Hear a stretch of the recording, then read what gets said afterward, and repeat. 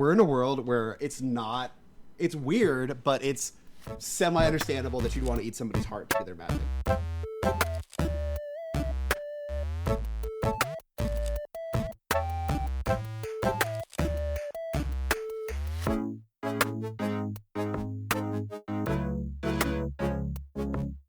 We are so excited to get talking about Séance of Blake Manor, but before we do that, we figured we would talk about some news in gaming. Unfortunately, it's mostly bad news that we wanted to talk about.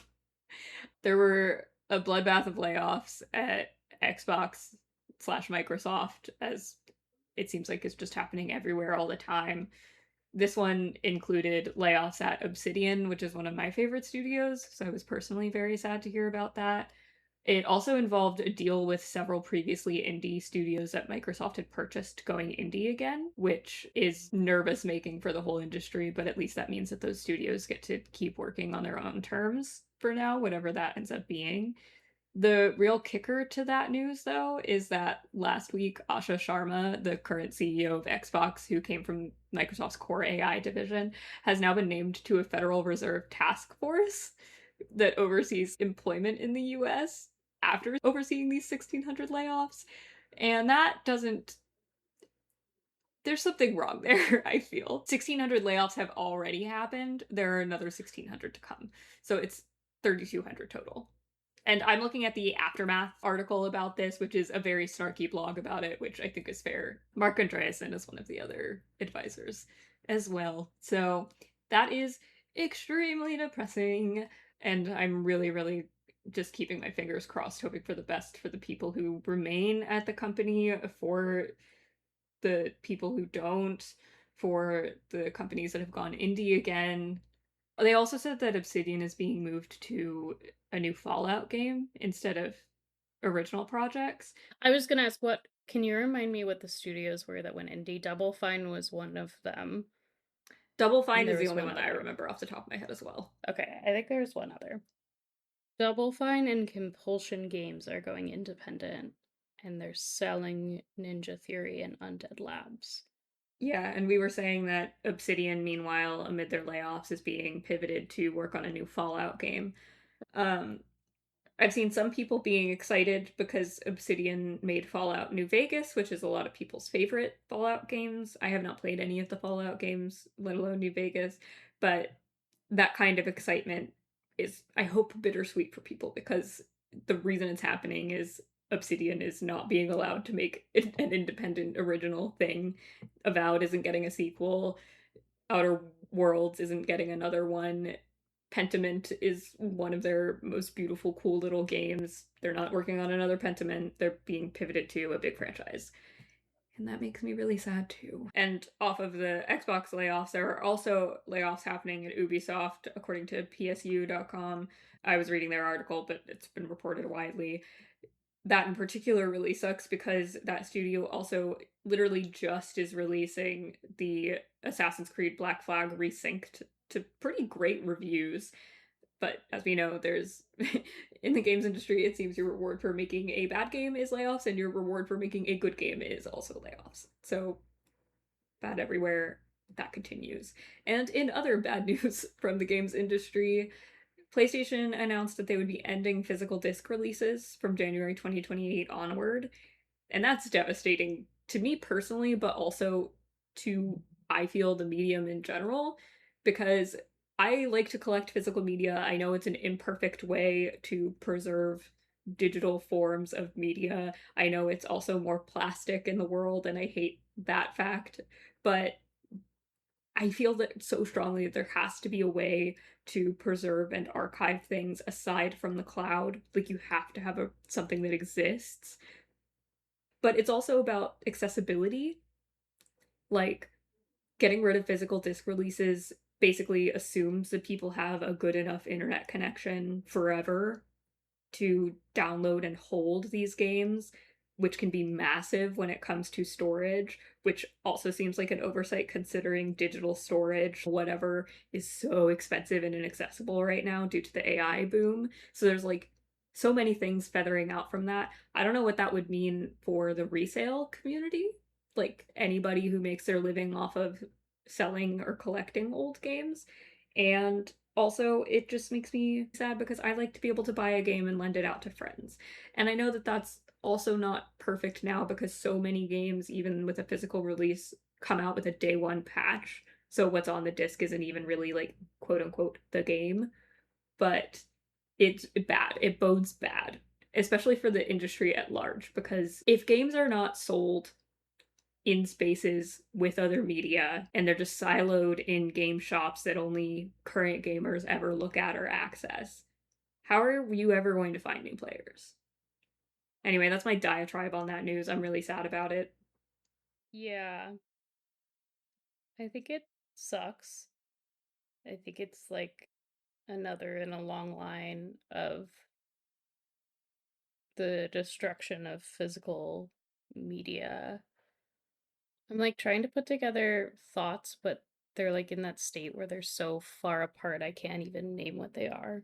I think I'm thinking a little bit about how like existentially sad it is that business motivations and pretty much any other motivation are often almost always at odds. So just thinking about like it feels like, oh, of course this is just another thing in the line of like no longer having physical media. And also, how are we ever going to compete with the profit incentive of that compared with the humanist incentive of storing, archiving, analyzing, considering works of art?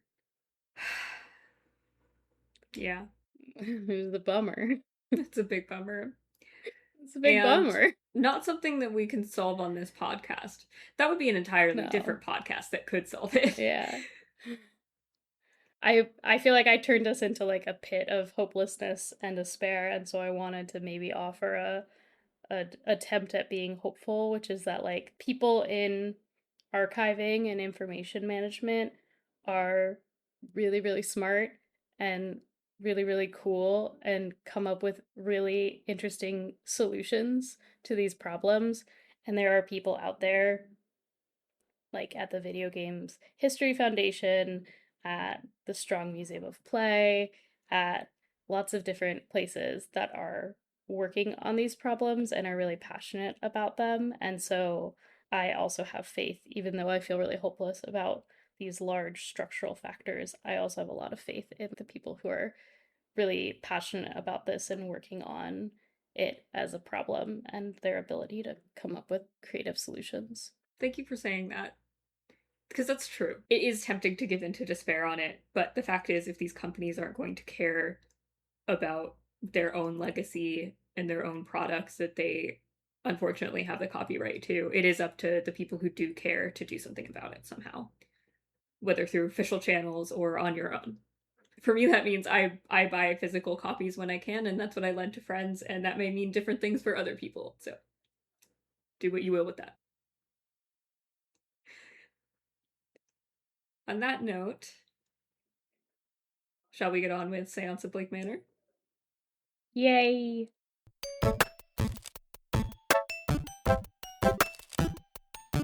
All right, so we've covered Case of the Golden Idol, and now we're going to get into Séance of Blake Manor, a mystery horror game that we were all really excited to play. It came out last fall. Finally, we all got around to it, and it'll actually be Emmi's job to introduce us to the game. So, Emmi, take it away. Yeah.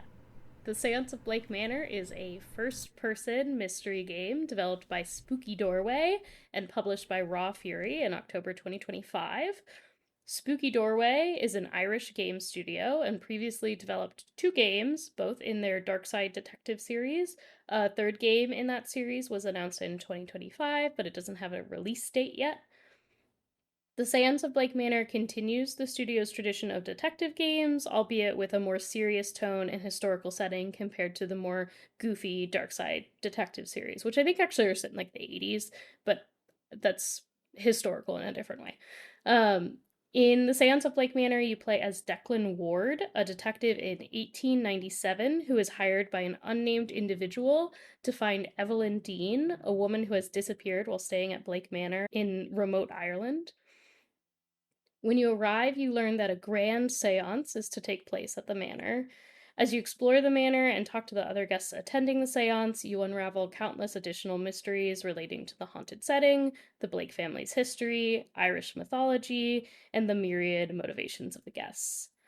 You have 2 days before the planned séance to explore the manor and interview guests and staff to attempt to find Evelyn Dean.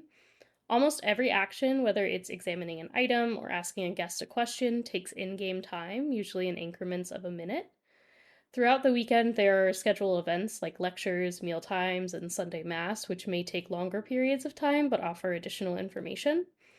The other characters are available in different locations at different times, so you need to balance your limited time to interview suspects and gain access to areas of the manor like guests' rooms and the staff quarters in the basement. Each character has their own mystery related to their reasons for attending the seance, and you must solve it to protect that character from possible doom, as well as to further the main case of Evelyn Dean's disappearance. I found this game to be very delightful. I could not put it down, and I finished it in a few days. What did you two both think of it?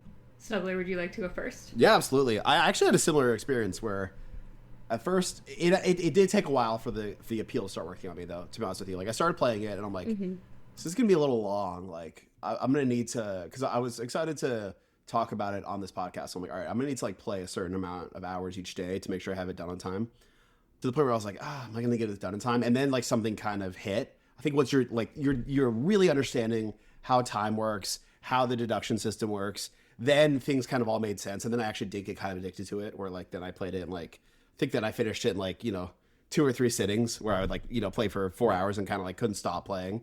So I had a really similar experience. I really liked it. I really loved the restriction of the time, which is really stressful at first, and it takes you a long time to kind of make peace with like the contrast of the more I want to know, I do get punished for it a little bit. Which at first, like I said before, the magic was working, I'm like, this is like a little restricting. And then I'm like, oh no, this is a good thing actually, right? This is like, because then you kind of get almost to a fugue state where like, especially like at the last day, I was like running around getting shit done. Like I had like all my optimal paths worked out of what to do. And like, I basically had not many people's fates solved until like the last 6 hours of my day. And then I was just speed running things, and in a really fun way though. And one thing I do think about the time restriction thing before I let Annie talk is the fact that walking, opening doors, rereading old notes doesn't take, like, I think if that did take time, that would actually kind of ruin the game, and that would like make it not straight up like too stressful. But the fact that only really finding new information is what takes the time, I think that was what.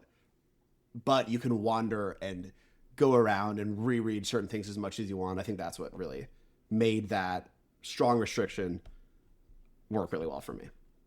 I also took a second to get into the game, and then once I was in it, I was really in it. I was thinking about it all day at work. I wanted to get home and discover more about the story. The time constraint also really made me anxious at the beginning, because as you were saying, like, you almost get punished for wanting to know more. So the time passes so much faster when you want to ask everybody every question that you can ask them. There's also the restriction gameplay-wise of each character that you're talking to will move somewhere else when the hour strikes. So you, like, I don't know, I would get to like 50 minutes, like 10 minutes from the next hour, and then go, oh crap, like, who do I need to talk to in these last minutes before they move, and I don't know where they're gonna be. But once you become aware of people's schedules, once you understand how things are gonna go, you feel less stressed about it. I'm not good at time management in real life, so having to add it into the game was at first not great for me, and then, and then eventually I understood. I also spent a lot of this game, because like I said, I'm a nosy bitch, so like I wanted to know more. I wanted to read every single book in the library. There was apparently a time and place for that, and the time and place for that was on the morning of the first day. So, but the morning of the first day, you still don't really know what's going on. You know what I mean? Yeah, and there also aren't a lot of the books available. So anyway, like I wanted to do everything immediately, and you just can't. And I had to make my peace with that. There's also the fact that like I was doing, that Eric Andre, like, let me in game. Like, that was how I felt about so many areas of the mansion that just don't become available until the second day. like at a certain time. So I was also just zooming around the mansion, like rattling locked doors. Oh, yes. When I didn't have to. Yes. Zooming around the mansion, just running around, like doing the same things over and over again. Yeah, trying to I double made check myself stuff. a little seasick, actually. Like similar, and that was how I felt with similar to Emmy and I's playthroughs of Blueprints. Like there were days where I would get the route down. I knew exactly what I needed to do, but then I would be moving too fast, trying to accomplish too much. So that was also a me problem. The characters were really well researched, and so was the time period and the place in ways that were really good for the game. But for me, I was like, because I spent too much time on Wikipedia, there are certain things that just kind of got spoiled for me because I knew already what the historical context of that thing they were talking about was. Yeah, for sure. Yeah, you're a Wikipedia trawler. Exactly. You know how it be. Exactly. Yeah. But overall, a very engaging experience. I do, however, have some gameplay qualms and some story/character qualms that I want to address later after we've talked about how much fun we had, because I did genuinely really have a ton of fun.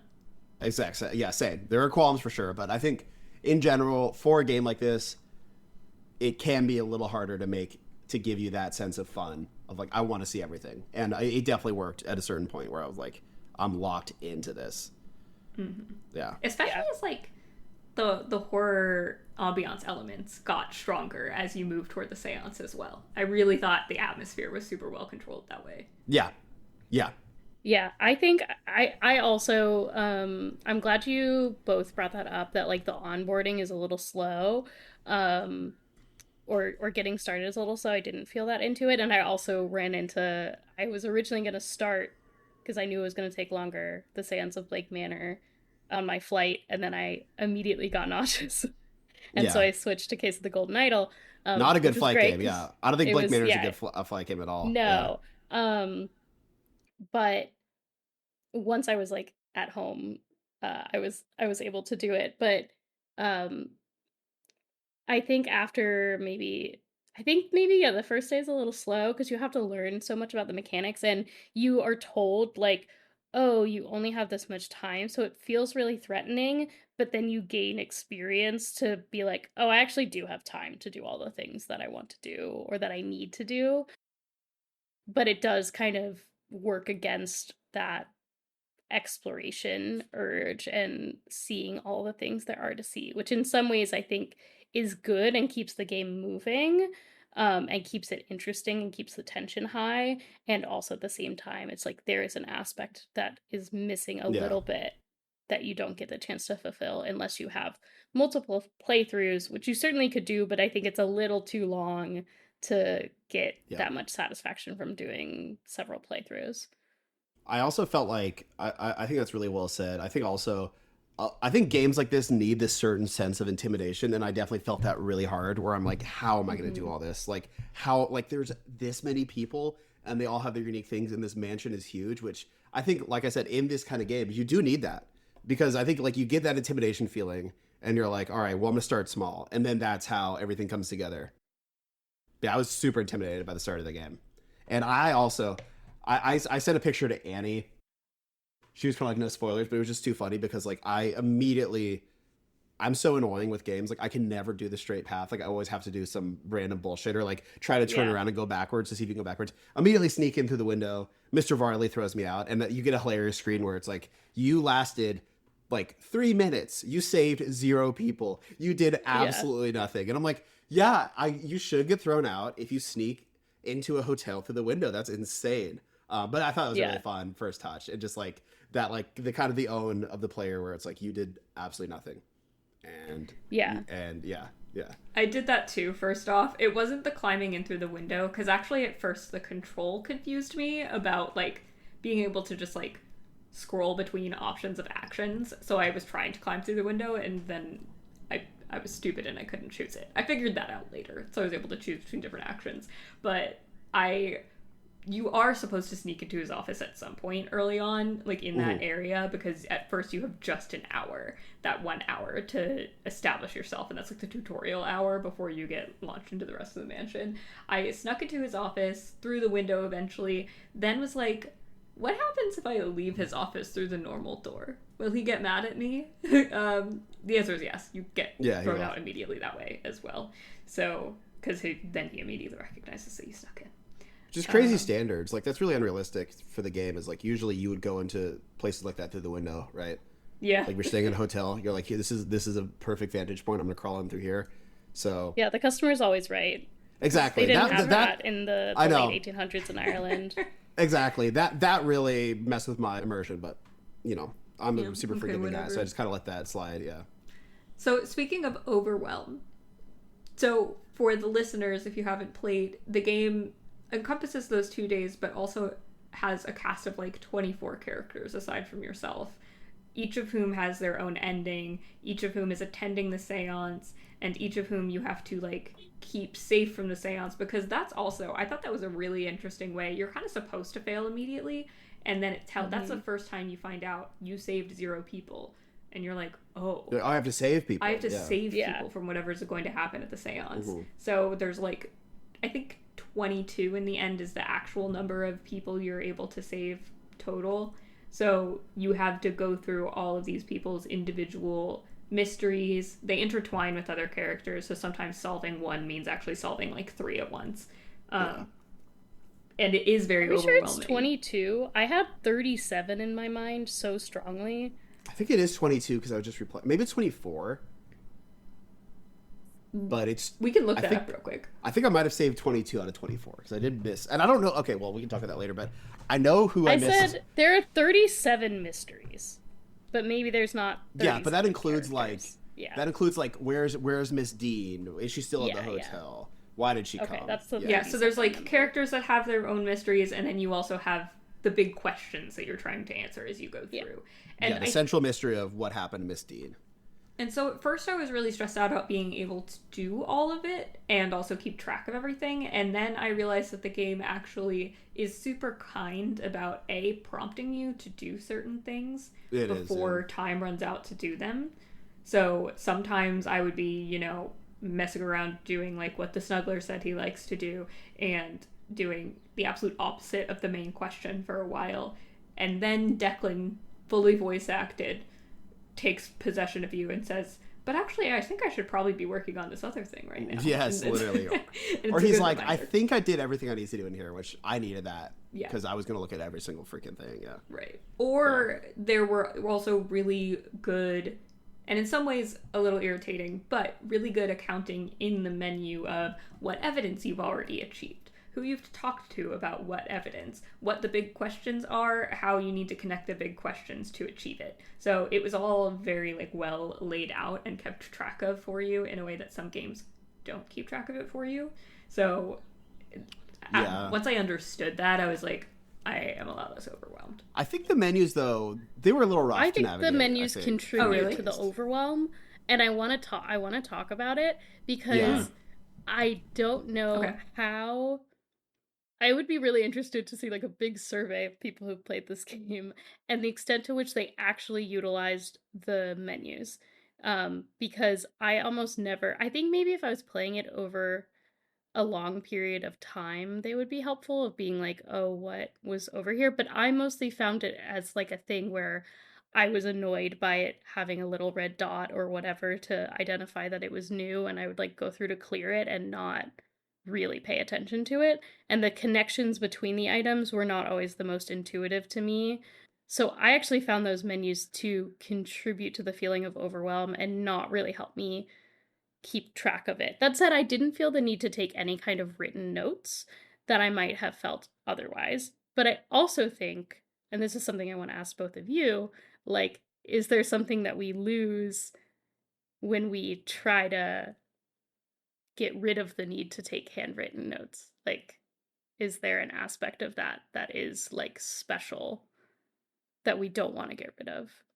I think so. I think especially maybe not in this style of game. I mean, I still took notes, but covering the Nancy Drew games, taking physical notes and then covering games like that and then hearing everybody be like, yeah, that's how we played it. I think that's really special. I think that's really fun, honestly. And then sometimes I even catch myself trying to take pictures of things with my phone, and I'm like, no, let me go get my little notebook and write it down, because that'll be, that's just more special. I still also took a lot of handwritten notes, actually.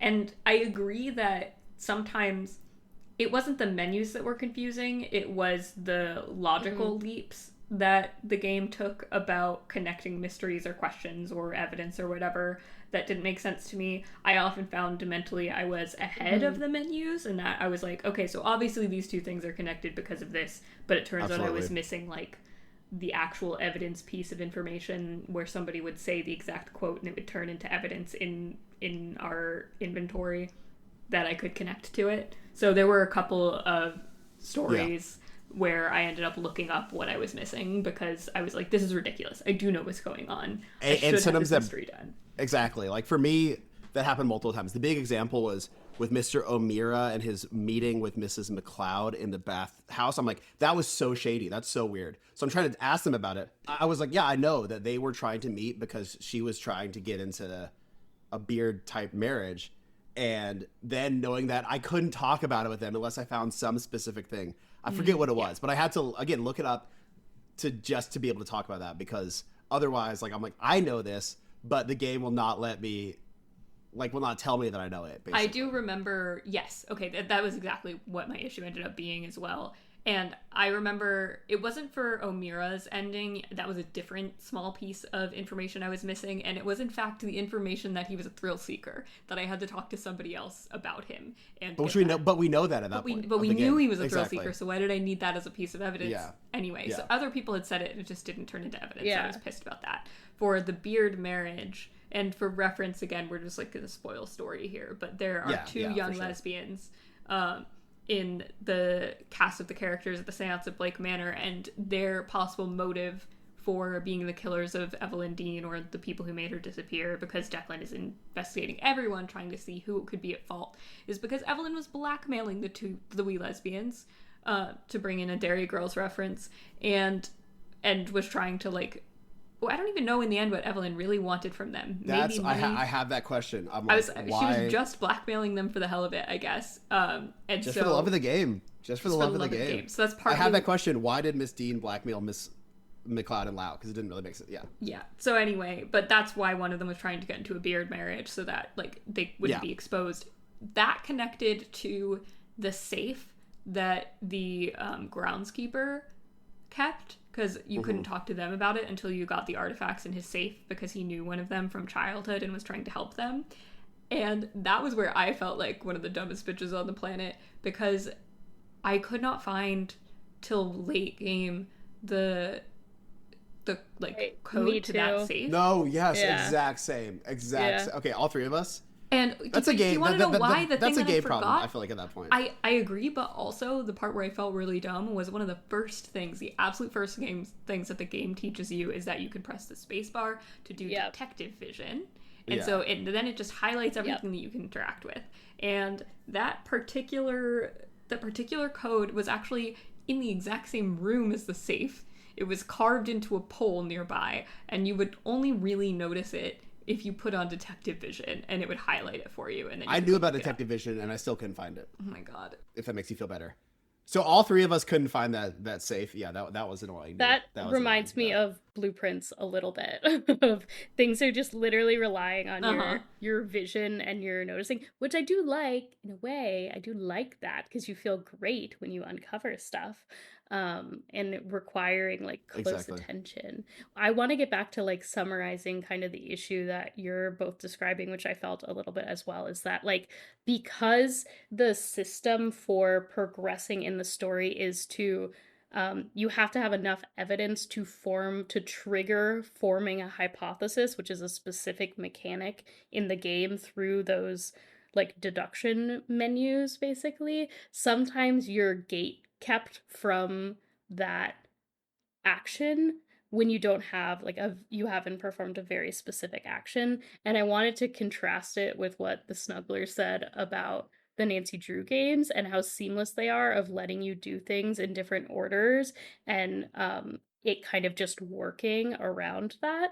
And I think that's like a weakness, not a weakness that this game has, because I think it's like a really challenging thing to manage, especially with the amount of information they have. But like there are probably multiple entry points that you could have that could trigger that wouldn't require such specific interactions. And that's like a piece of it that could like really improve the smoothness of it. And also, though, is very hard to do with the amount of information they have here. Like, it makes sense why they had to lock it down so hard, but Absolutely. It's really hard to do. Absolutely. And, you know, another reason why Nancy Drew games are cool, because they do it, it's very sophisticated, it's hard to do, and they do it kind of effortlessly, in my experience. I do want to say, I feel like we are airing grievances just because we haven't talked about this game with anyone that has also played it. You know what I mean? But I do think we all really liked it. It is funny that, like, we all felt different about the menus. Andy's like, the menus are great. I'm like, the menus are confusing. And I tried to use them a lot and they didn't help. And then Emmy's like, I didn't use the menus at all because they annoyed me. But then, yeah, the other thing seems to be like kind of universal. Just not, imperfections of the game. Yeah. Again, like, small team. So these are honestly some of the things that I think that they should change. Like, there are bigger narrative questions that you can't change, but some of them are like quality of life stuff that if they do go back to this game in any way, that they could just fix a little bit. Like, I know people also really wanted, one of the things that ended up being a sticking point for me in progressing a narrative was with Rory. I showed him a camera and then he offered to take my picture and it was going to take 15 minutes. And that's, like, early on in the game, that's, like, so much time. And that's like a death sentence. Yeah. Yeah, I was like 15 minutes. So I said no. And then it counted me as having spoken to him about the camera. But it turns out in order to progress his story, you needed to have said yes and do the photo shoot. And then you're able to get evidence that you needed. And so I was really going crazy. Like, what have I missed with Rory? I've already talked to him about everything. If the game itself would just not mark that camera as, like, talked about until you've done the photo shoot, that would have fixed everything. And I saw people complaining on Reddit the same thing. Yeah. But really cool mechanic, really cool situation. The spirit camera that he does is awesome. You get to see, like, ghosts haunting people. It's like, you're good. I want you to be great. Yeah, I think it points to, like, we're going straight to nitpicks, and they really feel like nitpicks because the gameplay is so solid. It's so good. It's so engaging. It's so good otherwise that when, like, the few things are, like, you really notice it because it snaps you out of what's been so seamless. Yeah, the last thing I'll say about that is I also think that these are a lot of the things that are often addressed through or come up through a lot of playtesting with a lot of people, and that's definitely something that is super resource intensive and that smaller teams don't have access to or the time to do. Sure. My thought with this kind of thing is always like with, like, that America's Next Top Model clip where Tyra's like, I've never yelled at a girl like this. When you yell at a girl like this, it's because when your mother yells at you like this, when your mother yells at you like this, it's because she loves you. Like, that's how I feel. Like, I loved this game, so I'm like, I feel entitled to be like, these parts didn't work. Yeah. And so in terms of style, which all really worked well for me, like, the voice acting was so good across so many characters. And there's actually one in particular I wanted to highlight because our friend Robin really loved her work in another game. It was the voice actress for Olivia Darcy. So starred in Old Skies as Fia Quinn and has now, like, won BAFTAs for her work. So I just wanted to give her a shout out. Her character was cool too because she's, like, she felt like a bit of this Agatha Christie, like, pastiche, right? Who was this super popular writer, is mysterious, who was also cheated on her husband. Spoilers alert. Well, I guess we're doing formal spoilers in this very shady way. So I thought she was a really cool character. And I'm guessing outside of the lady who wants to eat people's hearts, which is insane, and the French guy, that was probably an early mystery that y'all got in, right? Was Miss Oliver. The fact that the lady who wanted to eat Evelyn Dean's heart because she thought she would get Evelyn Dean's psychic powers from it being, like, the first mystery you really solve is wild. I was like, I guess that's what type of game we're in. No, exactly. I'm like, we're in a world where it's weird, but it's semi-understandable that you'd want to eat somebody's heart to get their magic. Like, I thought that was such a cool tempo thing of, like, this is a dark, weird, magic, occulty kind of world. Yeah. I was going to say the name of the voice actress I was trying to reference is Sally Beaumont. So it's Sally Beaumont who did Olivia Darcy with her bitch-ass, like, raised eyebrow. That's what, it was really great. Me and Andy were joking, there's kind of, like, almost like this Debbie Harry, like, Rebel Radio look for her. And Miss Joyce has a very, like, smirky kind of, like, I can't. Oh, that's true. Well, that was even something you zoom in on. Like, you can observe the characters, and one of the things you could observe about her is, like, her quizzical. Smile. Yeah, her exactly. Smile, so she knows more than she lets on. Like, exactly. Yeah, exactly. I mean, I just saw Debbie Harry. Or I know Debbie you, Ryan. I know Debbie you're talking Ryan. about Debbie Ryan. Debbie Harry's the Debbie Blondie Harry's one. from Blondie. Yeah. Debbie Ryan in Rebel Radio. The where she radio does, rebel, hair Radio behind Rebel, her ear. exactly. Smirk. Exactly. Yeah, I know what you're exactly. talking about. That's what she was serving for me. Going back to that conversation about the first mystery being this woman who wants to, or second kind of being this woman who wants to eat a heart to gain their powers. Yeah, people hearts. Yeah. I forgot that was what it was because I ended up feeling so bad for that woman. I forgot that she was trying to eat someone's heart. Yeah, because she just like lingers around, and then every time you talk to her, you feel kind of bad. Yeah, exactly. And then also it speaks to like how wild the motivations are of so many of these characters that it's like, yeah, that's kind of par for the course. She wants to eat someone's heart. But I also love being positioned as like that the character Declan that you're playing as is also an outsider to this world. So it feels like a really immersive, like diegetic reason to be learning all these things, and it being batshit is like you are also as the character kind of entering this world and being like, oh shit, there is some supernatural stuff going on, which I will also again contrast with Nancy Drew, where there's always like a secular isn't the word I'm looking for, rational explanation for it kind of is though. It kind of is, yeah. Nancy Drew takes place in a secular universe with no god and no a natural explanation versus God has departed the world of Nancy Drew. Yeah.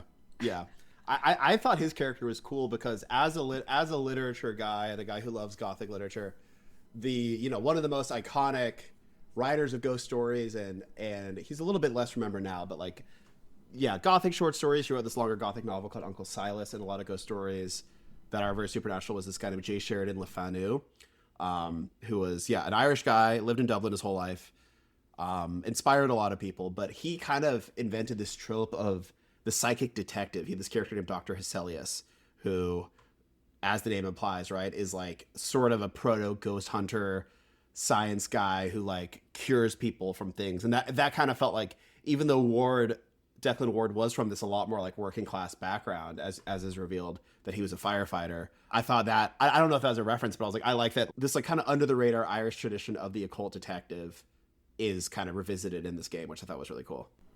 I also remember you were excited because sometimes, so this is part of a larger red herring thing going on in the plot, but there are also like different random books scattered throughout the manor, and one of the books that you can pick up copies of is Carmilla, which is a vampire novel that guy wrote. By J. Sheridan Le Fanu. Yeah, exactly. Yeah. So clearly that he's on their brain at least somehow. But so they knew what they were doing there. There was something else I wanted to say, either relating to all of their crazy motivations. Oh yeah, the other thing that I thought was interesting and really highlights Declan's experience as an outsider is that all of these people also kind of know each other. They're part of like a larger UK psychics community. Yeah, it's a weird kind of community. Yeah, so they like, that's also leads into their motivations for possibly somebody there wanting to get rid of Evelyn Dean. Like, one of them is like an ex-flame of hers and who proposed to her and she said no. She also, Evelyn Dean, like the mysterious figure at the heart of all of this, she was clearly a troublemaker. She was like not a good person. Most people there, she seems like she sucks. They've got beef from. And I kind of love that. Like, even from the beginning, he's like, you find out her dad is like the slumlord, right?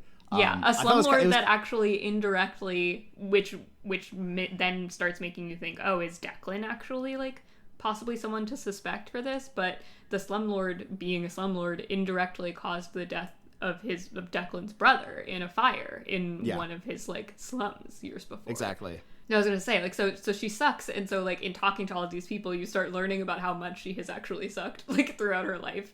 And poor Declan, who has previous to this time been such a normie, is just kind of going, whew, okay.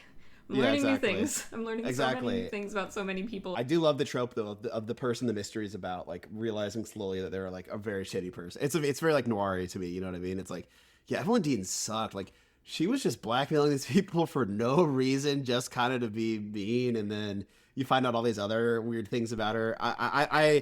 We've seen it a lot, especially with female characters, I think. But I'm always going to like the trope of, like, this helpless person is actually, you know, a big meanie. Yeah, like, she was not a damsel in distress by any means, and I do enjoy that. Like, we want women's rights and Yeah. women's wrongs displayed Yeah. in fiction. Yeah, exactly. But I definitely not one of the situations where I like support women's wrongs. The final straw for me was learning that she was blackmailing the lesbians for pretty much just to no like reason. have No something reason, to like yeah, have power yeah. over them in case she needed it. Yeah. Right, I was just like, oh my That's- god, yeah, that's a I good am point, though. not That's what it's for. rescuing you when I get the chance. I did Yeah. rescue her when I got the chance, but I really looked at her like, Well, I think it's like Oh, a I don't nice know. undercurrent of it of like this person sucks and they also still deserve to be saved or like and I'm still going to find them Exactly. even if their father indirectly caused the death of my brother. Exactly. Yeah. Mm-hmm. Can we talk about, because I have beef with Evelyn Dean in terms of like one of my big qualms for the story in relation to the ending. So before I do that, can we talk about our favorite characters? Like which ones we really enjoyed talking to and about? Because there were some characters I really just went back to all the time. I like, let's chat. I What else wanted can I also chat to with you ask you about? guys who your favorite characters were. I have mine written down, so I can start. And I also looked up how to say their names. So not a favorite character in terms of his character, but I really liked his mystery was Call O'Meara is like I really liked the supernatural aspect that he had of like having this maybe guardian angel, and so he's constantly like seeking near-death experiences to try and get closer to it. I found that mystery really engaging and really interesting and very spooky in a different way, or uncanny maybe in a way I really liked. I loved the wee lesbians because they're also just like I like the diversity of both. There's actually quite a lot of diversity in terms of like racial ethnic backgrounds in the character in a way that feels very real and very like fleshed out, and also the diversity of like there are some terrible people who suck, who are trying to eat people's hearts, who are blackmailing people. There's people who are kind of more on the outside and have their maybe like not great reasons for being there, but very understandable and not horrible. And there are also people who are just really great. And I love that there's sort of the full spectrum of humanity in this cast of characters. Yeah, there are some of them that are like precious criminals who've done no wrong, and that is Victoria Lau. And so yes, just I enjoyed talking to the terrible people too. Some of them were very entertaining. I loved Call too because he was he just had such an attitude. That's also what I love too. Is like I really like what you said, Emmy, where it's like some people are like, I need to get magic by eating people's hearts, or they have these crazy like I'm seeing ghosts around the manor, and then other people it's like I don't know what to do with my life. You know what I mean? I'm lonely. I'm sad. Like, and that's their mystery. It's this very quotidian, more commonplace thing that like Declan, like, you know, he's exercising ghosts and doing all this stuff. And then for Mr. Scarrett, who's I'm not saying I liked him. I'm not like, oh, he's a cool guy, but I thought I liked how everyday his story is, where it's basically just a rich guy who's not magic, who doesn't know what to do. He wants to be remembered. It's a little bit of a, I don't know, you can see it's anticlimactic, but Declan's basically like, you could donate your money. And he's like, I never thought of that. That's amazing. Right? Yeah. But yeah, I like the contrast between like the really high and lows. I honestly, though, I think I had more people I disliked than I did like. Like, I was really annoyed with like the French like Redditor type of guy in the beginning who's like, I'm here to prove this is all fake. And then, oh my God, when I first, I don't know why, but when I first talked to the Druid guy, I'm like, dude, I'm not here with your shit. Like, this is annoying. Like, you're this Druid guy who's in a robe and has a staff and a crown, and we're in this like, you know, we're in this like Victorian era house. I don't have time for your shit at all. I'm not going to talk to you. And then that guy gets kidnapped right away. So I'm like, okay, low-key, that's kind of a win for me. Yeah, he did end up being pretty important. He was important, but I'm like, dude, you're not wearing shoes, bro. Like, we're in this nice house. I don't care. I like. You heard it here first. The Snuggler says, "Fuck the Druids." Yeah, literally. Well, I'm just like, dude, come on. Like, I have mixed feelings about him. I partly really enjoyed that he just did not give a shit about most of the other people, and when you're like, okay, so why are you here? He's like, I don't know, I was in the woods and I heard about this, so then I came here. And I was sitting there like, you probably smell so bad, you know, and you aren't crazy. being very helpful right now. However, your staff is sick. And then later, once he's kidnapped, you go into his room and his staff is like actually floating, locked in like Yeah. a magical cage, and you're like, oh, so you were legit. You weren't just a crazy old man in the woods the whole time. I think that's why, because I just saw him as this LARPer, and I'm like, dude. See, I was like, no, this man man is a real druid. But also, he kind of was giving like performative male feminist, and I don't know why. I don't know if I Not understand specifically. Like, he did not do anything that is like specifically a performative male feminist. I'm just saying the aura. Oh, I see what you mean. Yeah, like he believes in magic. He doesn't wear shoes. Yeah. I could see that. Yeah. One character I really liked was Dupre, Me Lloyd too. Dupre. Yeah. I thought his story was really sad. I really enjoyed how tortured he was about the bad things he wanted to do, and then you helping him overcome it and say goodbye to someone that he was mourning, I thought was really beautiful. And I also really liked, specifically for him, learning about, like, he came from a more, like, voodoo tradition, or hoodoo, of, like, psychic magic speaking to the dead. And so it was really cool to see across cultures a lot of the supernatural happenings of the events at Blake Manor, what they shared and what they didn't with other folklore traditions. So as like a folklore nerd, it was a lot of stuff like I already knew, but there were some interesting connections made, like in terms of etymology and things that I hadn't known about before, that I spent a lot of the extra time on the final day in the library reading about. Yeah, and his little story ending with Mrs. Joyce I thought was really cute. Yeah, it was interesting too. I wouldn't... Mrs. Joyce, again, though, she's like, sweet lady. She's like, yeah, I wanted to stone her to death, but I don't think I have the heart to do it. I'm like, she really you people has, are crazy. Yeah. All of you have so many issues. I know, literally, because you're like, she's super nice to us through the whole game, and you're like, yeah. I don't know a book of the Bible, but it's like Old Testament says, thou shalt not suffer a witch to live. We have to stone her. And I'm like, you're nuts, lady.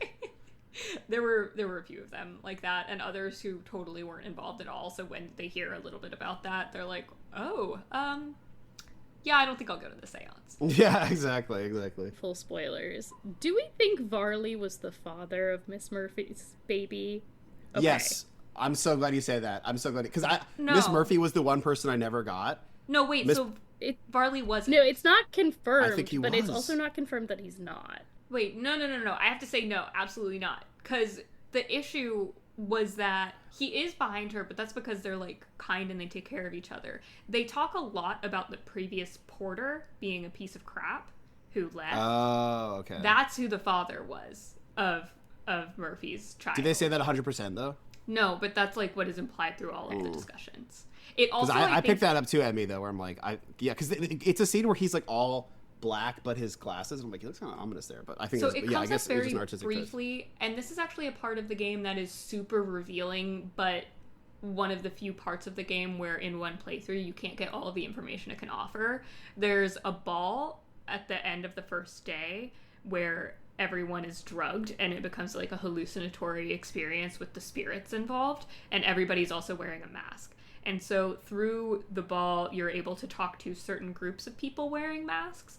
And as people chat, you can kind of piece together representatively who's wearing what mask and then start to make connections with the conversations. And so there was another conversation in there that also kind of talked about that, like with the father. And so basically the previous porter was the father. He left, abandoned her, and then she had to give up her baby to the Magdalene Ministries, which that was one of the history bits that I knew a lot about ahead of time. And she is so lucky that we can confirm that her daughter lived and was adopted, because the Magdalene Ministries was like so much more evil than that's like mass grave shit in the game. Yeah, it is mass grave shit for the babies of unwed mothers. But yeah, I'm pretty sure it was the porter who left and not Varley. Okay. Varley was just like a mensch, like doing his best to. Yeah, I thought that same thing though too. I didn't pick up on the other porter, like having left and having been a piece of shit, because I was like, at first I was like, oh, this is Varley's baby, because it's like you first get information basically that he's inquiring, and then it's clear that it was Miss Murphy's baby, and then because I didn't have any other implication of like another possible father, I was like, is he the father? Yeah, I mean, it also would have been very odd of him to insist that she give away the baby, which was kind of only her option, really. But I think if he was the father, he might not have even done that. Instead, he was just trying to find out where the baby was on her behalf. I think it would make sense if he was trying to give away the baby, if he was the dad, right? If he's like, I don't want to deal with this shit, like... But that wasn't his personality. This is bad for my career. He was a little bit opportunistic, though, right? I mean, like, you find out he's nicer than that, but... his whole thing is wanting to find buried treasure, which I thought was kind of funny too. Well, yes, to save the place where he worked. the people who work there. For the sake of the staff. He is like very, I think, a very yeah. kind character, and he is intentionally shown as like a stern, frightening man. He has like a weird like steampunk vibe almost. It is a little with the glasses. I agree. and like the dangly watch chain. He's meant definitely to be like, in terms of a red herring thing, like he's supposed to come off as very suspicious at the beginning, and then you later find out that that's not who he is at all. Yeah, and one more little literary thing. So you have Carmilla, the vampire book. So his name, Mr. Varley, is kind of, I always was struck by that name. And one of the really early vampire stories before Dracula, and I think before Carmilla, was a serial called Varley the Vampire. So oh, really? Don't know what the connection is, but a weird name. And then Varley was also He's very like vampiric the first looking, too. big vampire. Yeah, he's kind of vampiric looking. Yeah. I think of Varley instead, and this is a reference that Emmi would know as well, but there's... Oh, wait, you've watched Bridgerton, yeah? Some of it? There's a character... I haven't watched Bridgerton. Oh, okay. But I'm aware of Bridgerton. There's a character in Bridgerton named Varley who's like a bumbling housekeeper of one of the families that's more of like a comic relief family for a lot of the show. I don't know that I would call her maybe it's more common than I realize. I think she's actually a very competent housekeeper. Maybe. It depends. Annie's making the face of like, yeah, Annie's making the trademark she's bumbling face. Because she's whatever. We don't need to get into the details of the fourth Bridgerton series. But anyway, no, it's just I liked Dupre. I also liked Olivia Darcy and Dupre are hanging out a lot, so that was why I was able to hear more from Darcy, and she was an earlier mystery I solved. I actually liked and this was my last mystery I solved in my first playthrough where I missed Miss Murphy. I did like Father Sinat, Lorcan Sinat. Being this crazy Gnostic, I thought he was. That was cool. No, I thought he was so Catholic evil, priest. but he wasn't. Yeah, exactly. Yeah, that's what I like to think is funny about the game is like everybody has to have. We kind of. Well, I guess not everybody, but a lot of the characters, it's like you thought he was a normal Catholic priest. It's like he's a Gnostic. You know what I mean? But I guess not everybody's like that, to be fair. But I thought he was a cool character, and he seemed really sinister, but ended up being actually like I think a fairly compassionate person. I love. So Seamus, the bellhop, was like his servant, or his partner in this weird Gnostic mission, and then Seamus lost his memory. I love the note that like the after montage of what they're all doing, he's now has a dog named Seamus, which I thought was hilarious. That. That's really cute. You just can't get away from wanting to be with or wanting to be in charge of somebody named Seamus. I guess it's like a character trait of him. It's his fate. Yeah, it's his fate to be. Always with a Seamus that he's giving orders. I did want to revisit the level of research and care about the mythology and folklore in this game, because I think it's really cool. I also think it's really cool that it's set in historic Ireland, made by an Irish team, and there's a lot about Irish folklore in it that was, as someone who is not trawling Wikipedia as often, and as I've said before, Annie, when Annie says she's a know-it-all, I am a know-it none. So a lot of it was new to me, and I really appreciated the depth of it.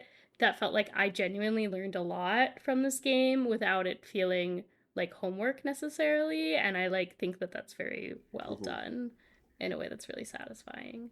Yeah, that's really well said. I did think, and I'm not just trying to say like stereotype like in I don't know, I felt like there were some characters though where it's like I'm struggling to think of how I say it. It's like, okay, we meet an American guy from Louisiana, so of course he does voodoo, right? Like we meet like, you know what I mean? There have to be like at least 3 druids at this place and all this stuff. I did feel like they were more, I guess more tropey is the term, not really stereotype. But yeah, I felt like some characters were a little, I don't know. What do you think, Annie? I didn't think that they were tropey so much as like representative. And I don't think also that like Dupre, for example, my experiences with like hoodoo and voodoo and pop culture are pretty limited.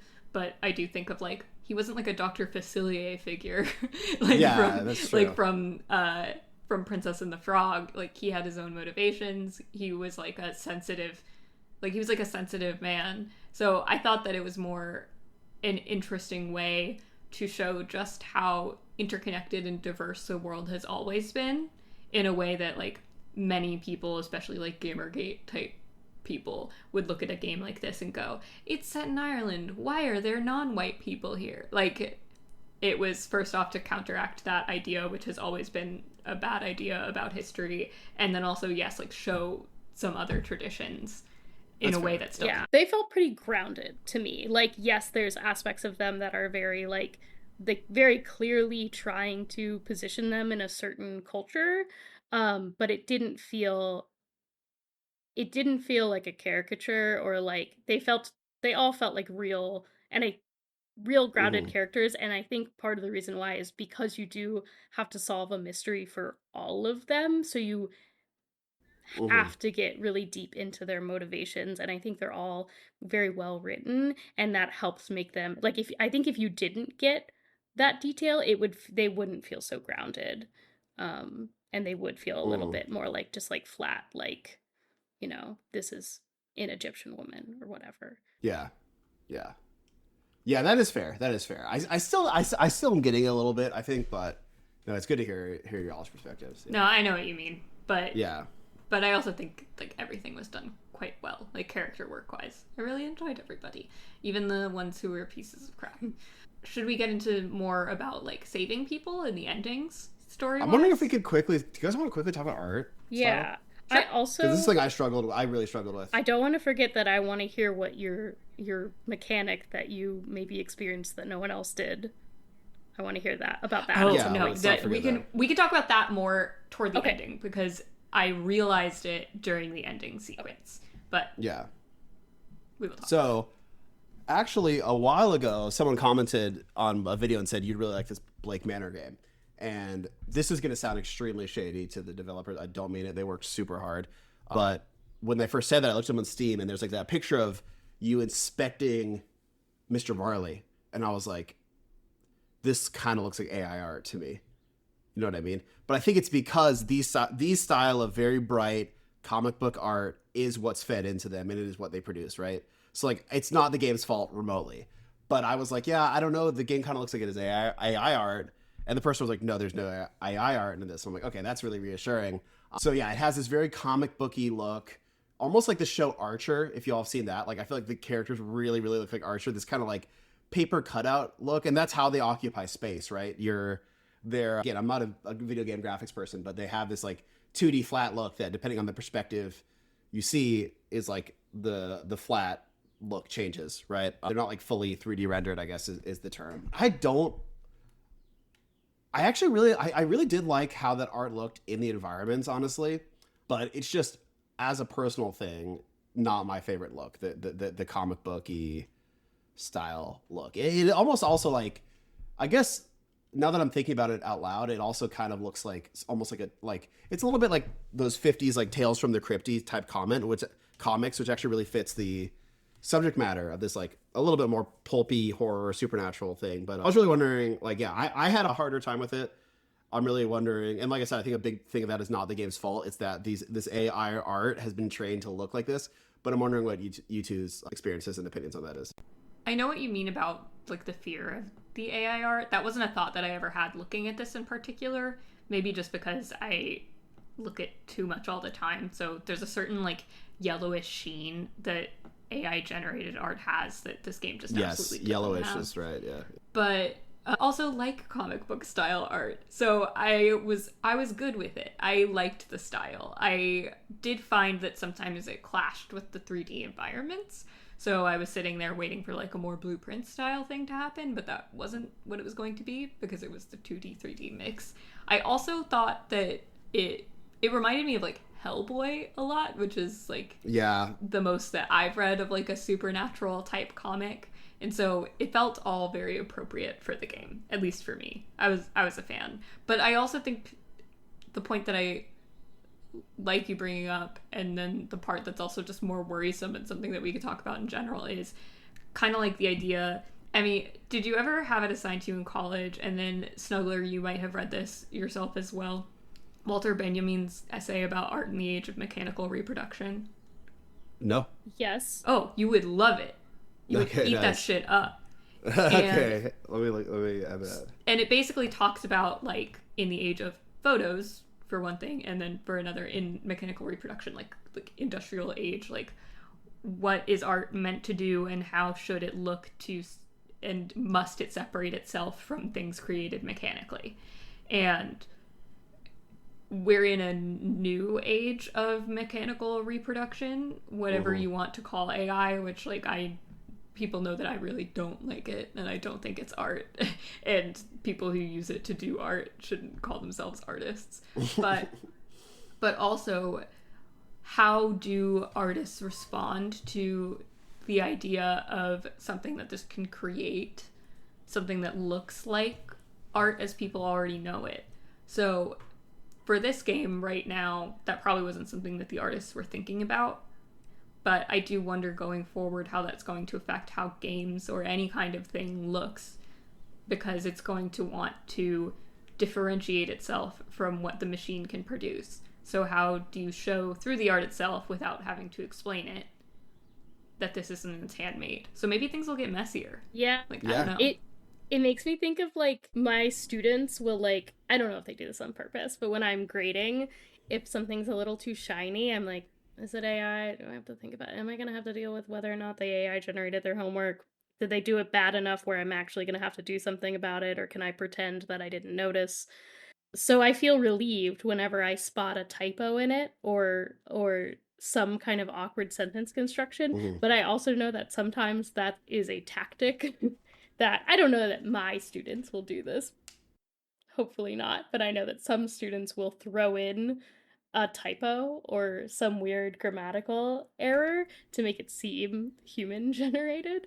So like there is this aspect of like that's insane. Gosh. I don't know, facade on top of stuff to make it seem human generated. It's like a watermark almost. Yeah. That's worrying. Yeah, that's really worrying.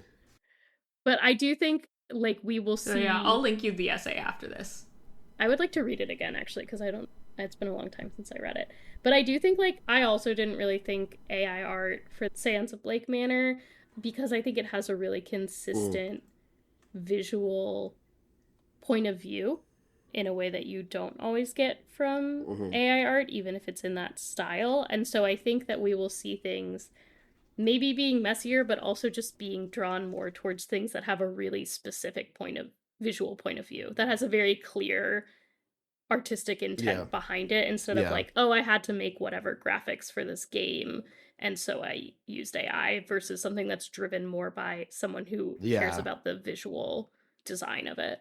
Yeah, and to be clear, it was just that one screenshot I saw on the Steam page.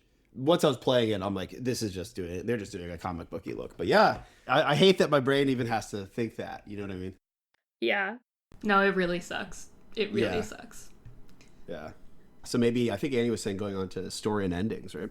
Right, because there are... Basically, you have to complete people's mysteries in order to convince them to either not attend the seance or find some supernatural way to protect themselves during the seance if they're going to go.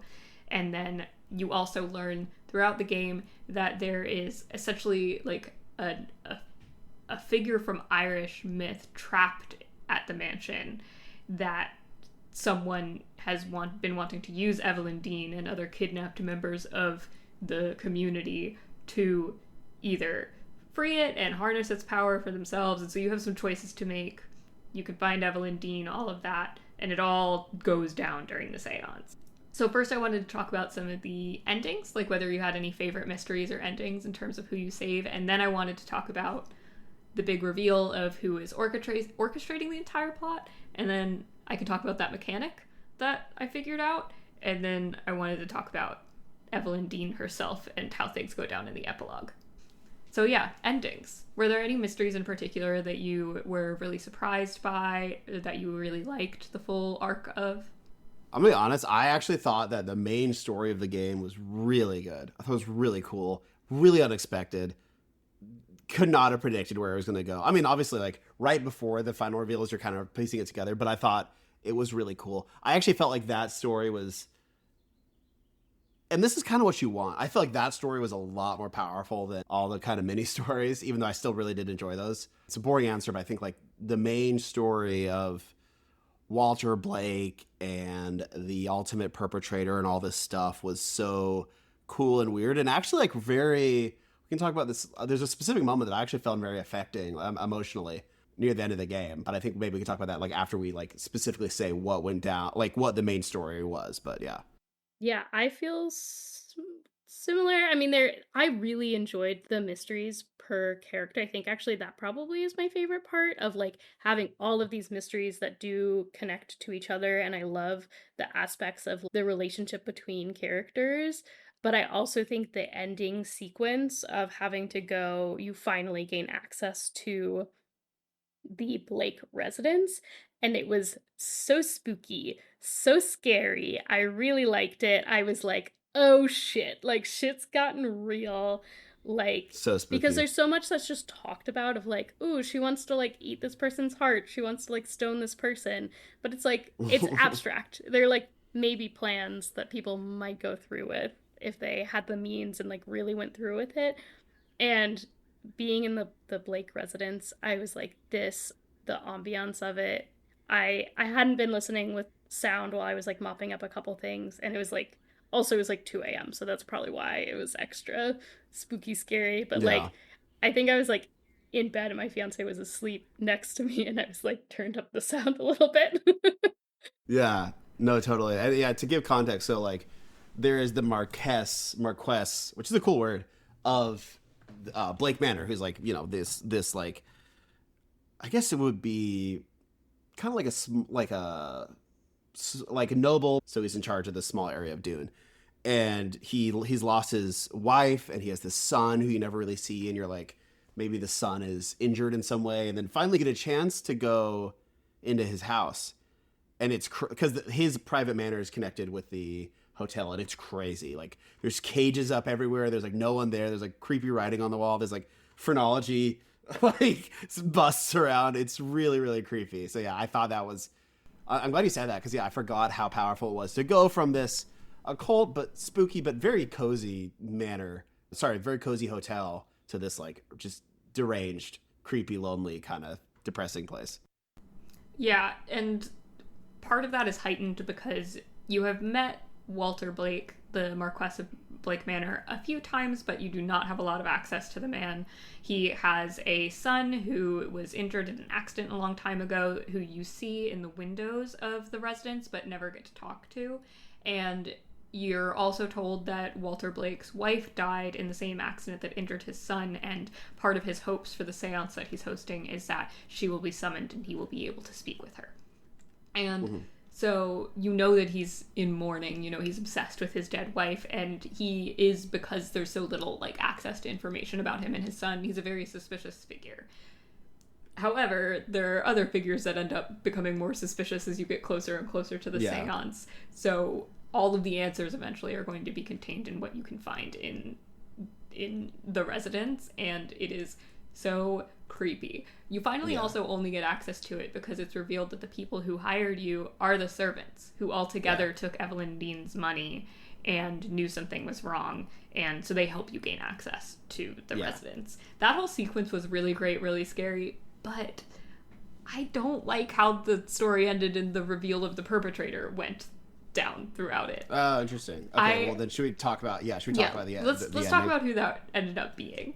So there is one of the visitors of the manor who claims to also be a widow. He wants to talk to his wife. He's a jeweler from out of town, and He's English, and you don't really get to talk to him very much. The other thing that is also significant, by the way, is that the Blakes are an English royal family are English royals, nobles. Sorry, nobles are different from royals. They're English nobles who were granted this land after England conquered Ireland. Yeah, so and even though they've been living in Ireland, exactly. Even if they've been living in Ireland, they're still Protestant.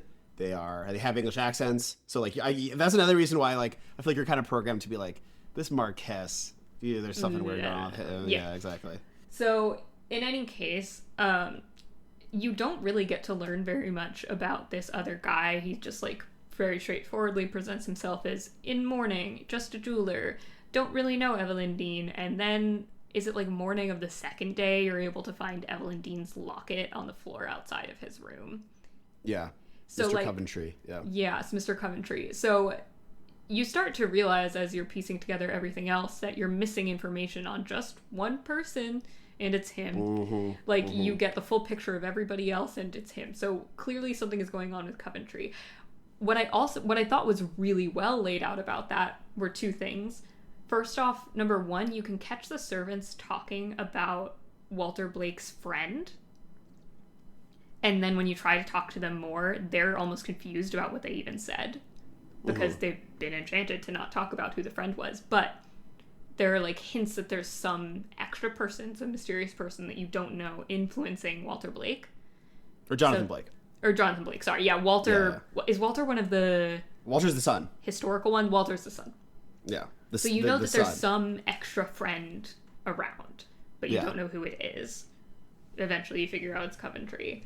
The other thing is, my working theory was the one that they laid red herring clues out for, which was not. Your theory was really cool. It was really cool, though. Actually, yeah, I honestly would have preferred it, like to what you told me this before. Yeah, we talked a tiny bit when we were still when we were about to finish the game, and I would have preferred it to what it actually ended up being, but with like the Easter eggs of the Carmilla books laid around, and then also a mention of a very specific type of Irish vampire, like that takes the form of a child that lives forever and like feeds off people. I was like, oh my god, is Walter Blake a vampire? And he's the one who's behind all of this, and he wants to do the seance to like gain power, and they're impossible to kill and they live forever, and that's so cool.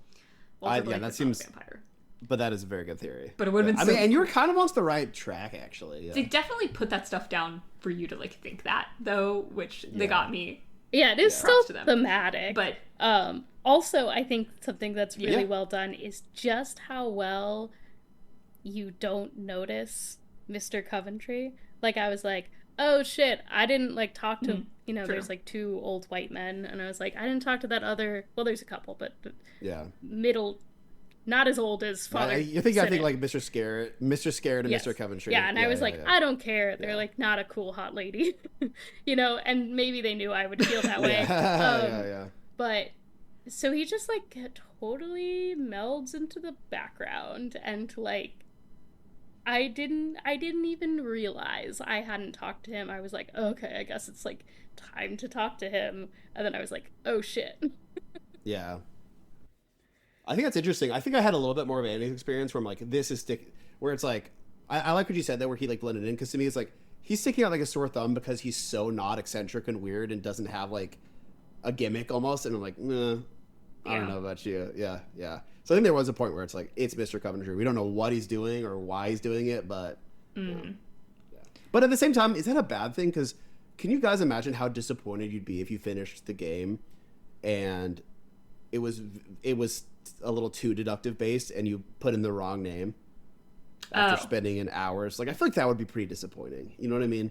I don't know if you could I don't mind that. Because I think that, I guess I don't remember the exact way that you kind of say it's this person, but I feel like Declan would be like, that doesn't make sense. You rule everybody out. I only know because I just replayed it, but you go up to a door and it's like, who do you who are you, master? And you put, I'm Simon Coventry. So like, I do think that it would be really kind of a little mean if you're like, well, it's one of these three people, and there's this tiny, like, there's like these really subtle ways to know the differences between them. I feel like it was pretty clear. I feel like there were things that it's like, this, it's for sure him. And I think it should have been. Yeah. And I think that's okay. That's okay that it's clear. I want to clarify that is not my complaint. I didn't want it to be like unsure between three people and you had to really figure it out to hammer it home. Yeah, and take a big I'm saying I think it's stupid that it was this Simon Coventry thing. I think that the backstory they end up giving him, because what it turns out to be is you go into the Blake residence, you see that Jonathan has been like basically possessed by somebody, and it's Simon Coventry pulling the strings. Walter Blake doesn't even exist. It's like a collective hallucination that Simon Coventry has made up in order to manipulate Jonathan into basically going with his plans. And you learn that the plan is to gather 3 different members of bloodlines from the founders of Ireland who were at war with the mythological figures, the Fae of the land, in order to unlock the power of the Fae that is imprisoned at Blake Manor. And Simon Coventry is doing this because he is a long-lost member of the Blake family that should have inherited the manor instead of Jonathan Blake's line. And the reason I think this is stupid, the reason I don't like it, is because there is so much information about the Blake family throughout the manor. You learn like the history of like there's a family tree, there's all of this stuff, and if you're paying attention and you're writing it down and you're studying it, you get a good sense of what the family was throughout time. There's like maybe one mention of a possible brother, but the whole point of Simon and his real identity and whatnot is that his family got like written out of the records except for a mausoleum that you can't access until you already know what's going on. And that pisses me off. I wanted the opportunity to be able to put that together, but there's no way to predict it because that stuff wasn't there. It just kind of comes out of left field. So you can figure out that Simon is the one who's doing things, but you can't really figure out on your own that it's like a random Blake brother that no one had ever heard of coming in to do this stuff. Yeah, the one thing you find, I think, is that, so Simon Coventry is really Henry Blake, and his dad was a guy named Norman Blake. And so the Jonathan Blake, the Marquess, his dad tried to have Henry killed as a young boy. And there was one point where you heard his name Norman Blake, and then you're looking through the records, and it's like, there's no record of this Norman Blake. Yeah, kind and of that's leading it. it to, yeah, that, like, it's like, okay, this was suppressed, but yeah, that's fair. I think we just viewed it really different ways, because you're viewing it as like it's a little unfair that I couldn't deduce it, which I think is a real complaint. I just thought this concept of this old guy taking his baby pictures and putting them onto these like family photos and doing all this creepy shit was so creepy and weird that I really liked it. Look, like, it's so fucked up, because basically he wants to turn himself into a little kid because there's this rumor of this Walter Blake, and then he's gonna assume the role of Walter Blake, assume the role of this grieving it gets very husband's complicated. son. Yeah, it's very complicated, but I did like, again, you're completely right, they couldn't have asked us to deduce that, but I did like, as a story beat, I'm like, this is really fucking out of left field and weird in a cool way. Yeah. So I did like it. And there's a moment that I really liked where you're talking to Jonathan Blake, who truly believes that he has a son named Walter who was hurt. And there's a moment I really liked where he goes, oh, my boy has been taken away from me. And I love that, because it's really powerful, because it's like, yeah, it's the grief of this, of realizing that his son that he never had a son, but also that this idea, like, he had these memories of this son and that he loves that guy, like, he just simply doesn't exist. It's just a trick played on him. But he still has a real grief of feeling like he lost his son and his son died, even though he's just learning this person never existed. I thought that was pretty powerful. Yeah. I think I likewise like the story beat itself, like in a vacuum. I'm like, this is fun and wild. Some of that information could have been pulled out earlier into the game to give you a little bit more, to start to form some picture of this, instead of like, oh, it's him, and now we're just gonna like tell you all of these details. Like, I think one of the biggest things is like that we know that Mr. Coventry is a painter.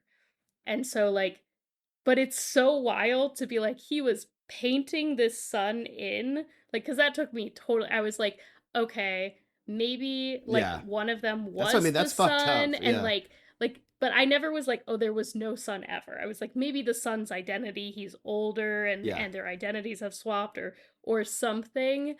But I think there's they could keep the same story and it would still be satisfying if they had pulled some of that information earlier into the game. Yeah, absolutely. The painting stuff makes me think of like thinking about how supervillains who wear like super complicated villainous outfits are probably like sitting in their lairs sewing night after night in order to look that cool. Like that's the type of villain that Coventry is in the end, and I can appreciate the attention to detail, but I was a little bit like, in the way Emmi says about the info dumping, I was like, this is really cool, but was this the ending to this story that you were telling me? That was how I felt about it. That you were telling me up to this point. So that's I didn't think about that, and that is a great point. I didn't think about that aspect of it, because I've always assumed, I'm like, I'm dumb, I'm not gonna be able to figure this out on my own anyways. You know what I mean? You're not dumb. You can definitely figure this stuff out. No, but so I am sort of treating it like a metagame where I figure out the story, like in anything that I'm experiencing. So yeah, for sure. That's also a me problem. But I think I don't think it is a you problem, because I think that is the promise of a mystery game. Like, in a mystery game, you Yeah. want to be scaffolded to some extent. You want it to feel, even though ultimately the developers are ideally moving you through the story, getting you the evidence for you to piece it together. But like that is the promise of this type of game or story, is that like we will give you enough that you can feel like you put it together yourself. Yeah, that's a great point. That's the whole allure of a mystery. Yeah, and I think my perspective is always like, I'm probably not gonna be able to figure out, so I'm just along for the ride. Where I feel like a lot of people, and a very rational opinion is like, I should be able to solve this from what you give me. Like that's a reasonable expectation. And then the real difficulty for the developers is not making it too easy, because I'll complain if it's too easy too. Yeah, yeah. If Mr. Snowman gave me literally all the clues. Well, Yeah. this is like, I think Yeah. what Karimara, going back to Karimara, did that was so great, is it feels so seamless and effortless that you get all this information, you have all the information all along, and there's many different places you can get it from, and many different things that might trigger you to solve the mystery, and that is like so interesting and seems so difficult to me. Of how do you construct a mystery game that does not, that still, you still get the feeling of like, I figured this out, while also not letting you languish and like getting stuck either. Yeah. Okay. I want to talk about the mechanic, because now we're in the ending sequence of the game where I figured this out.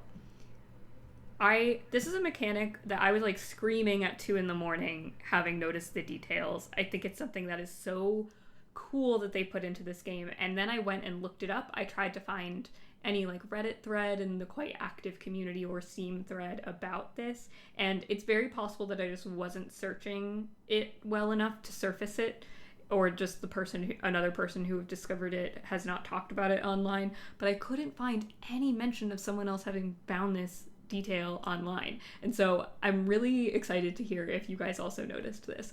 I was complaining about the safes, right?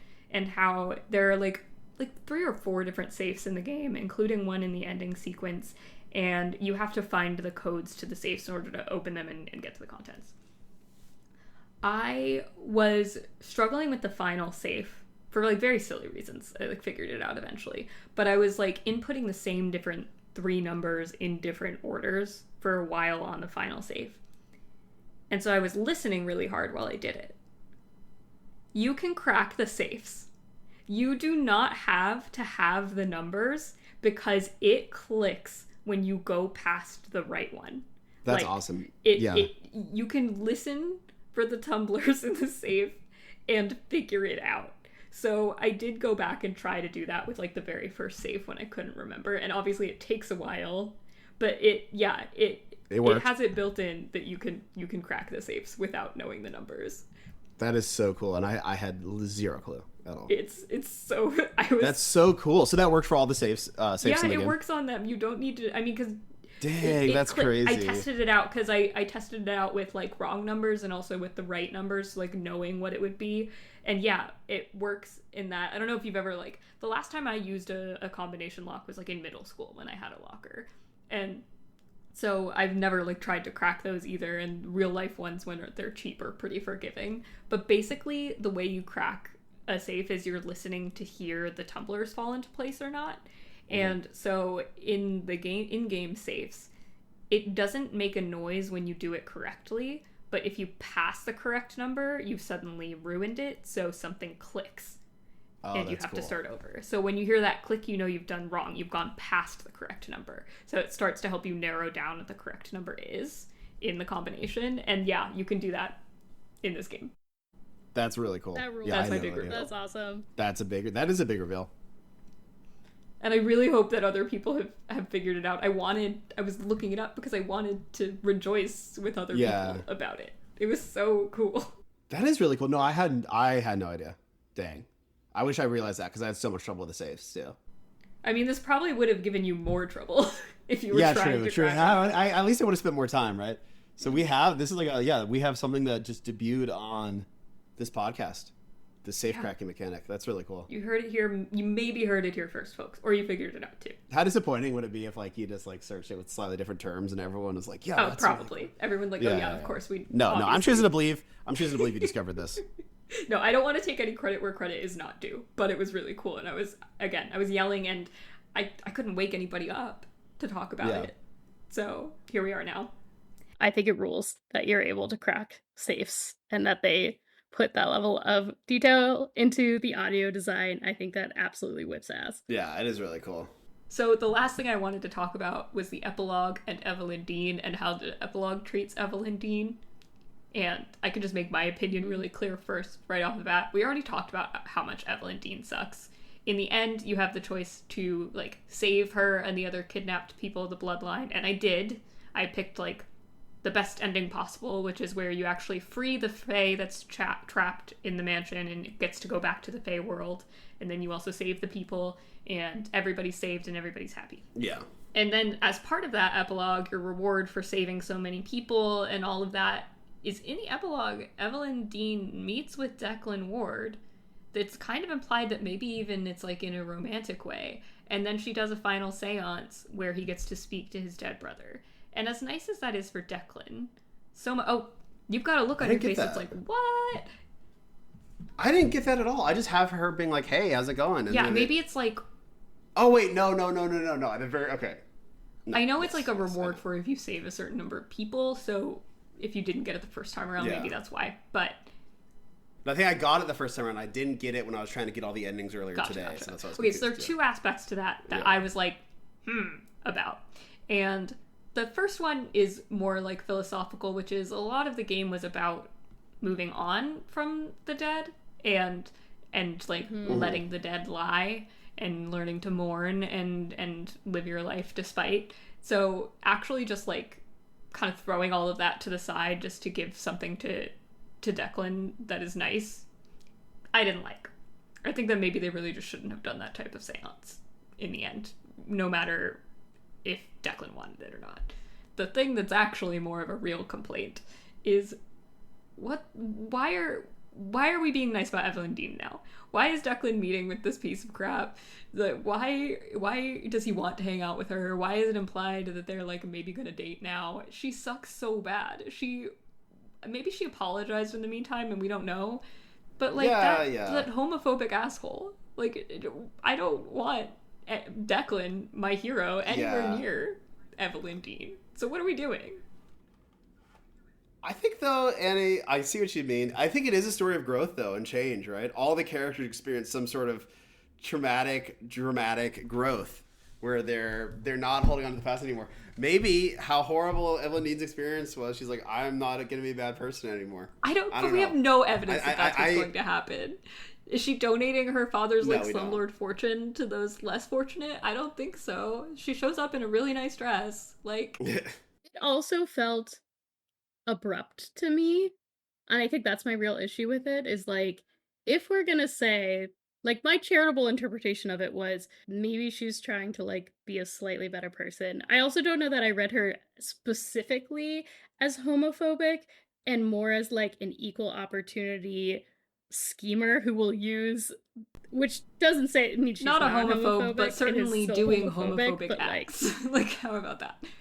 Yes. Yeah. It's like, I don't think she's driven, her actions are driven by homophobia, but she's using homophobia to her advantage, which is also bad. Yeah. It's more about getting power over others. But my charitable interpretation is like, okay, she's like trying to be slightly less terrible. And I didn't really get a romantic vibe necessarily. I just was like, oh, they met. And my interpretation was like, she still kind of sucks and is trying to like be like, ooh. Yeah. You know, like, less that there's an actual romantic vibe between the two of them and more that she's like, what if we hooked up? Yeah, I could see that. I could see that for sure. So I also felt like it was abrupt and did feel a little weird. I think it's a good point about the seance. I didn't really clock that, but I do think it's a good point, and I agree with you of like, I think that it probably would be better and more in line with the other themes of the story if Declan kind of grappled with his grief of his brother on his own and his fear of what his brother might think of him, rather than having to like go to the source to like confirm that that's not true. That's a great point. I do think though, like one thing I'm thinking about is like I guess Declan's loss is a lot more one dimensional than everybody, or not one dimensional, but like less nuanced. It's like his brother just died because he was fighting a fire, right? There's not really like this resentment. So maybe the seance would work better for him, right? Where it's like I just want to say goodbye, where I don't have all this crazy baggage with him. Well, I don't know. That's just a thought. But yeah, part of it is that Declan feels like it's his fault. It's his fault that he couldn't save his brother. Yeah. Okay, so does there's baggage then. Yeah, that's a Yeah. good point. That's a great point.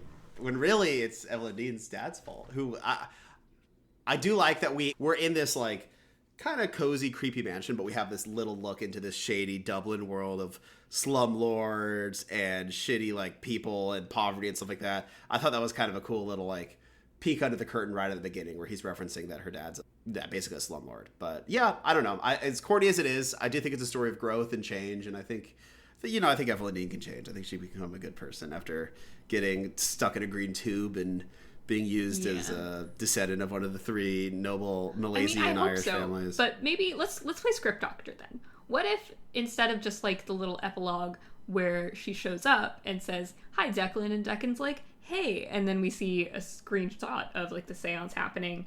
What if there was a conversation, like a final conversation, where he talks to Evelyn? Because they've never had a real conversation. He just like saved her. Not that we see, anyway. So what if they have a conversation and he talks to her about everything he learned about her, and she says things like, "You probably didn't learn very good things about me, blah, blah, blah," and then we see that maybe she's going to turn a new leaf, and then he has the option of doing the seance or not. And maybe you as the player get to choose whether or not he does the seance, the final one. How would you guys feel about that? Yeah, I like that. And then also, like, she does finally get this, like, she is the driving character that we never see, which is the point of the trope. But yeah, then she does get a little agency, right? We do hear from her a little bit at the last moment. I think that'd be kind of cool. I like that. Yeah, I think it would be a nice mirroring of the mechanics throughout the game and the way that Declan plays a role in like through solving these mysteries, forcing these people, not necessarily forcing, but encouraging these people to grow and like seek alternative solutions. So yeah, could be nice to have that fleshed out a little bit more. So that's it. That's all my thoughts. How about you guys? Any stray thoughts still floating around? My other stray thought, just from earlier, was you, Mr. Snuggler, mentioned like seeing those other aspects outside of this like cozy manor. But I actually think like there also are those aspects within the manor, and I think the game does a really good job of grappling with or like including the unsavory aspects of like, which is like makes sense and is a good choice of like, this is an English noble family who is basically on stolen land, who have several terrible ancestors who have done terrible things.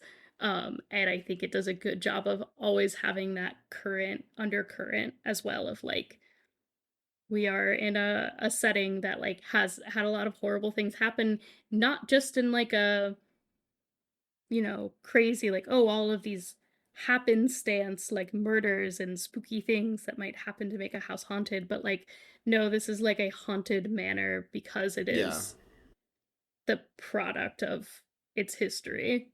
Yeah, and haunted by the present too, right? Like a girl who lost her baby to one of the most horrifying orphanage systems you could possibly have, right? So yeah, there is that, and there's that unseemly class element and, like you said, history of violence and horrible things happening that still exists in the manor. So yeah, that's a good point. It's haunted by the history and the present of I guess Ireland, right? I think that's generally it for this long recording. Snuggler, thank you so much for joining us on this journey. Oh, it's been a lot of fun. I'm so glad we finally got to talk about the game, because it really was such an experience. Yes, it's been a pleasure, because we've been holding our tongues for a while. Great, yeah, it's been really fun. Thanks so much for having me. Yay! Thank you.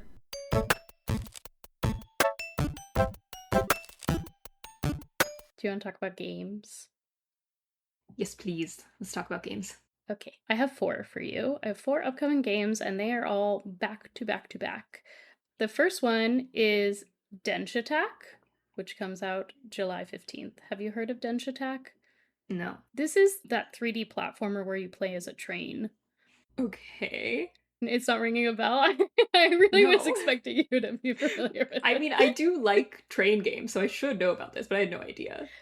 Yeah, I'm no, looking you at the like Steam play page as now. like yeah, you play as like a train. It's a 3D platformer where you're like grinding the tracks and along the tracks. It kind of weirdly, I guess not that weirdly, reminds me of Ollie Ollie World, which is a skateboarding Yeah, platformer I was gonna that say I this is a really skateboarding liked. game in disguise. Like they just swapped out Yeah, the but you're skateboarder for playing a as a train. train. It's everyone should go look up the trailer because it's very funny looking, and I think that this will be like a really like a nice like dopamine like feel. I'm hoping it feels really good. So I'm interested in being a train. Also, this is as I was looking it up, it was on my brother's wish list, which I just thought was funny. My next one is The Mermaid Mask. The Mermaid Mask comes out July 16th, and it is a point and click detective puzzle game by SFB Games, who made Crow Country and Tangle Tower. Tangle Tower is on I have it on my Switch, but I haven't played it. It is also a detective puzzle game, and it seems like the Mermaid Mask features the same characters. I don't think they've explicitly said that it's a sequel, but like it's very clearly in the same series, like it's using the same characters. Also, SFB Games, I did not realize made snipper clips. Oh, I really liked Snipperclips. I lost my copy of it on a plane, so I haven't actually played it in years, but I had it. It was one of my first games for Switch and it rocked. Yeah, which was sort of surprising me because they're like an indie studio, but I guess they made it and they published through Nintendo for it. And they actually have it's like two brothers, I think, and they made a bunch of Flash games. So if you go to their website, they have like all of their Flash games as well listed as like games they've made. So they actually have a lot more than I realized because I was just looking on Steam. But so I would like to go back and play Tangle Tower and then try the Mermaid Mask. This looks great. This looks Yeah. very. Also, I like this mechanic I'm seeing of that every clue is a 3D object that you can look at all sides of. Mm-hmm. They have that mechanic in some of the Ace Attorney games, and I really enjoyed it when it was introduced. But this also Yeah. just looks like the art style is very fun. Yes, so the Mermaid Mask also comes out on Switch on July 16th for $20. I think that's around the same price Tangle Tower was. I love a $20 game. Yeah. Yeah, and I wonder if Tangle Tower was maybe even less. In news about games where you play as a little mouse, there is a 3D puzzle platformer where you play as a little mouse that releases also July 16th called Moss, the Forgotten Relic. And I have you heard of the Moss games? No. No, No. this is a series. Is the mouse named Moss? No, I think the mouse is named Quill. And I had no idea. There were two previous Moss games on VR, and I think they were like really well received. Like it was like nominated for a bunch of awards for VR games. So Moss the Forgotten Relic apparently is the two VR Moss games packaged together and then ported to like non-VR consoles. So also apparently we talked about I've been playing Astrobot. Apparently there's also a an Astrobot bot of the little mouse. So like this is the whole series of games I had no idea about. Oh, I see. You play as a different character than the mouse. You play as a Oh, friend of the mouse. So oh, I that's what the see. VR comes from. I was kind of hoping you were playing from the perspective of Oh, like a very everything's really little thing and then big. everything would be big. This is good too in terms of mice and puzzles and things, but I get it now. Yeah. And then my last one for you is called, it's a little bit, I don't know if you'll be interested in it or not. It's called Database Detective Minor Crimes Division. It comes out July 17th. I'm very intrigued by this, and I'm going to have to bust out my ailing gaming laptop for it because I'll need my keyboard. But it is a programming detective game where you solve cases using SQL queries. So if you want to learn some programming skills for querying databases, or if you're like me and you just like enjoy writing database queries, maybe check this out. Because I do really like it, does kind of feel like you're a detective a little bit when you're writing queries because you're like, I need to find like this information and this information that is not this other information. So I'm intrigued by this. I think that it would like really hit the spot for me, especially because I don't get to program as much as I used to. I have been meaning to learn some SQL just because it always comes up at work in terms of like database analysis. This looks like a way better tutorial, more fun tutorial than anything else I Yeah. would have tried. So, okay, good to know. And there's Yeah. fully, I'm looking at the page now, there's fully voice acted mission briefings, and it's intended to be accessible for people without SQL experience, so you get a textbook when you start. I Yes, love yeah, it has assigned like a reading. whole guide in it. Yeah, I think you might really, really enjoy it because writing SQL queries is like solving a little puzzle. And there's like, different ways that you can approach it. And then it also is a really good, yeah, like foundational data analysis, data science skill. So if you want to learn for fun,